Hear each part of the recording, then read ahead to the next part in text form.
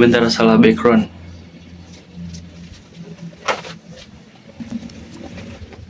Oke, halo semuanya, selamat datang di video kita. Hari ini kita akan menjelajahi sejarah Indonesia, terutama perlawanan terhadap kolonialisme sebelum munculnya kesadaran nasional. Nah, jadi kolonialisme itu intinya kayak saat bangsa Eropa datang ke Indonesia itu bukan untuk berlibur, tapi untuk mengambil sumber daya kita dan juga menguasai wilayah kita. Bayangkan ada tamu yang gak diundang, terus bikin berantakan di rumah kita gitu. Nah jadi bikin berantakan di rumah kita gitu. Nah jadi kira-kira kayak gitu. Nah itu adalah kolonialisme. Oke, sebelum kita masuk ke contoh perlawanan, yuk kita lihat dulu ciri-ciri perlawanan sebelum lahirnya kesadaran nasional ini. Oke, teman-teman, jadi sekarang kita masuk ke pembahasan yang pertama, yaitu ciri-ciri perlawanan. Langsung aja ke yang pertama, yaitu bersifat lokal. Benar.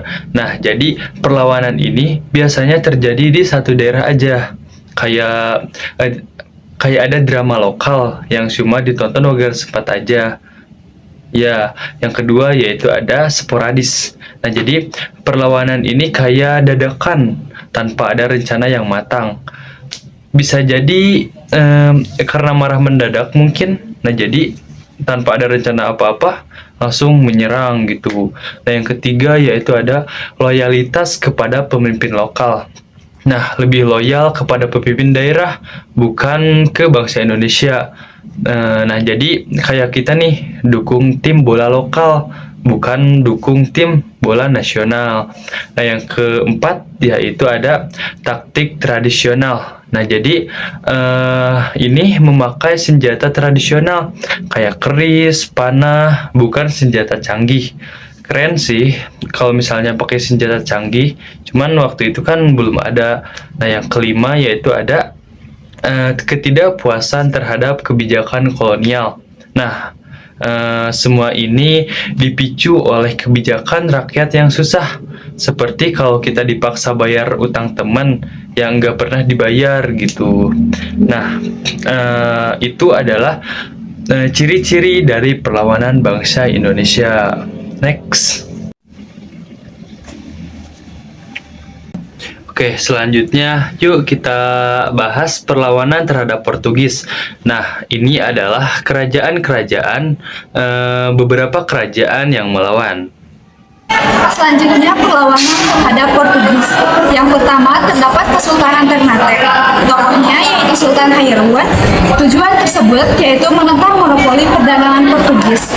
Latar belakangnya, rakyat merasa dirugikan oleh perdagangan yang dikontrol oleh Portugis.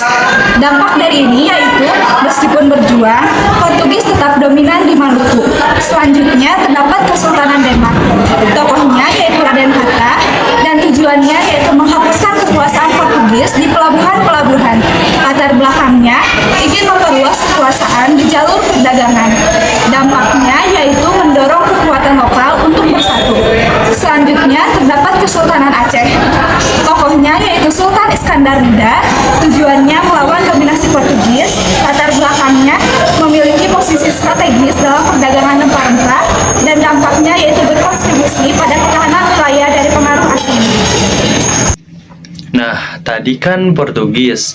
Setelah Portugis, datanglah Belanda yang juga nggak kalah bikin masalahnya. Nah, mari kita lihat beberapa perlawanan terhadap bangsa Belanda. Kesultanan Mataram. Tokoh Sultan Agung waktu abad ke-17, tujuan mengusir VOC dari Pulau Jawa. Latar belakang VOC merugikan perekonomian Mataram dan ada dampak Mataram mengalami kerugian besar, tetapi semangat memperlawan tetap ada.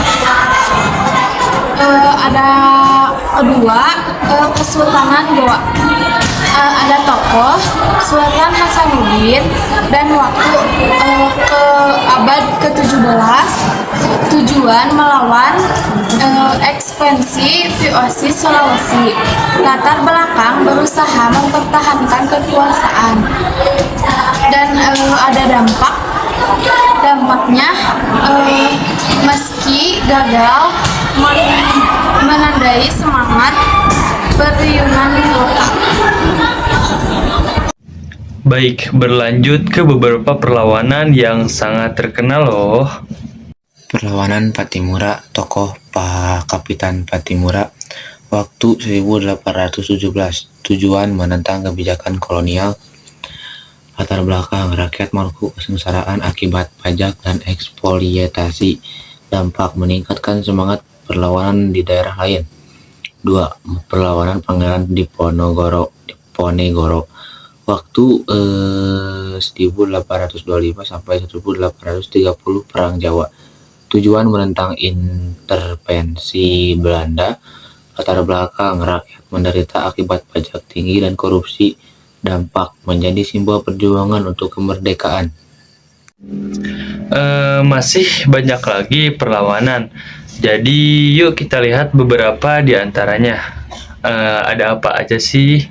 Mari kita lihat. Selanjutnya yaitu ke perlawanan-perlawanan lainnya.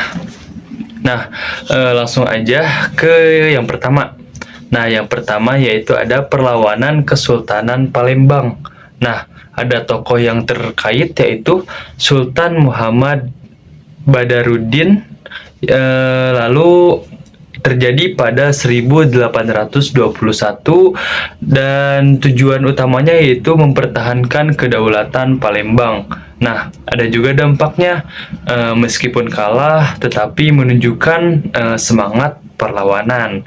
Nah, yang kedua yaitu ada Perang Padri. Nah, tokohnya yaitu ada Tuanku Imam Bonjol, terjadi pada tahun 1821 sampai dengan 1837. Nah, tujuannya yaitu menentang Belanda.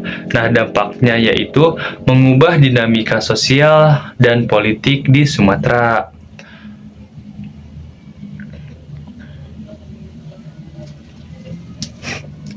Nah, selanjutnya yaitu yang ketiga ada Perang Aceh. Nah, waktunya yaitu terjadi pada 1873 hingga awal abad ke-20.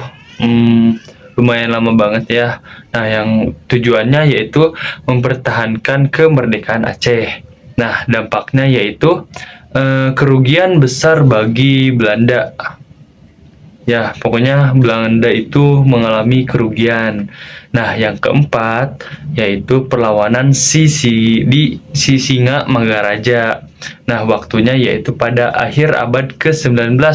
Tujuannya melawan Belanda di Sumatera Utara.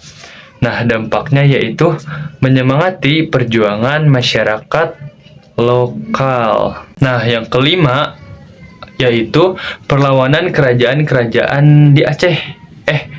Perlawanan kerajaan di Bali. Waktunya yaitu pada abad ke-19. Tujuan utamanya melawan ekspansi Belanda.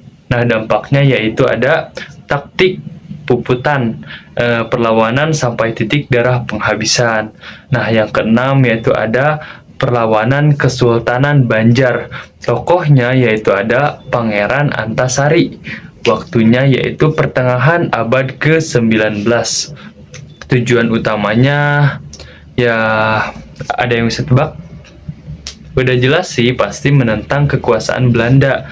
Nah, dampaknya yaitu semangat perjuangan di luar Jawa. Nah, oke, itu adalah perlawanan-perlawanan dari ya perlawanan-perlawanan lainnya. Next. Jadi dengan berbagai perlawanan ini kita bisa lihat bahwa meskipun tidak ada terkoordinasi, tidak ada terkoordinasi, masyarakat Indonesia menunjukkan keberanian yang sangat luar biasa. Setiap perjuangan ini adalah langkah awal menuju kesadaran nasional yang akan muncul kemudian. Baik, terima kasih yang sudah menonton video kita. Semoga informasi ini bermanfaat dan bikin kamu jadi cinta sejarah. Dan jangan lupa like, share, dan komen ya. Kalau misalnya ada yang perlu dibahas lagi, silahkan komen aja. Dan mari kita berdiskusi pada video selanjutnya. And thank you. So goodbye. Oke teman-teman, terima kasih